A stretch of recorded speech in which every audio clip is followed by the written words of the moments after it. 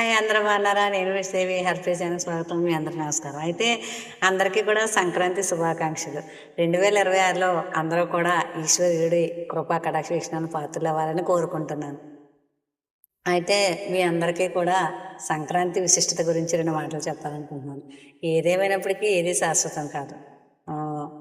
లేవంగానే చక్కగా దైవారాధన చేసుకుని చక్కగా పితృకార్యాలు వస్తారు గురువులు, చక్కగా పితృకార్యాలు కూడా నిర్వర్తించుకుని ఏదైతే గృహిణీ ధర్మం ఉందో అదంతా చేసుకుని భర్తని సేవించి పిల్లలకి కూడా కావాల్సిన అన్ని పదార్థాలు చేసి పెట్టి, గృహిణి అంటే మనం ఇంట్లో మనం చేయవలసిన కర్తవ్యాలన్నీ చక్కగా చేసిన తర్వాతే మన సోషల్ మీడియాకి సంబంధించి ఏవైనా విశేషాలు ఆనందం పంచుకోవడం, ఇలాంటివన్నీ కూడా మన ఆనందాన్ని కూడా చక్కగా ఎంజాయ్ చేయడం చక్కగా బాగుంటుంది.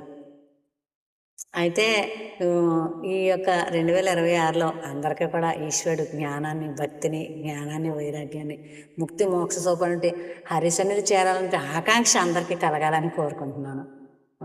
అలాగే ఇంకా అందరికీ కూడా ఏవైతే తీరని కోరికలు ఉన్నాయో ఆ ఈశ్వరుడు తప్పక తీర్చాలి. అందరూ కూడా చక్కగా అన్ని రంగాల్లోనూ కూడా రాణించాలి. ఇంకా మీరు చేసే పని ఏదైనా సరే అది ధర్మచట్టం ఇమిడేదైతే చక్కగా నెరవేరాలి, ఈశ్వరుడు అనుగ్రహించాలి, మీ కోరికలు నెరవేరాలని కోరుకుంటాను. అంటే నాకు ఏదో వచ్చేదాని మాటలు ఏం మాట్లాడుతున్నాను, మీకు నచ్చకపోతే ఏమనుకోవద్దు. కానీ నచ్చితే మాత్రం తప్పకుండా హ్యాపీ ఛానల్ లైక్ చేయండి, షేర్ చేయండి. నేను ఈ ప్రపంచం అంతటా కూడా ఈశ్వరుడిని చూస్తాను. ఏదైనా సరే ఫోన్ అవనే, రంగం అవనే, ఏదైనా సోషల్ మీడియా అవనే, సినిమా ఏ ఒక్క రూపానైనా నేను ఈశ్వరుని చూడగలుగుతాను.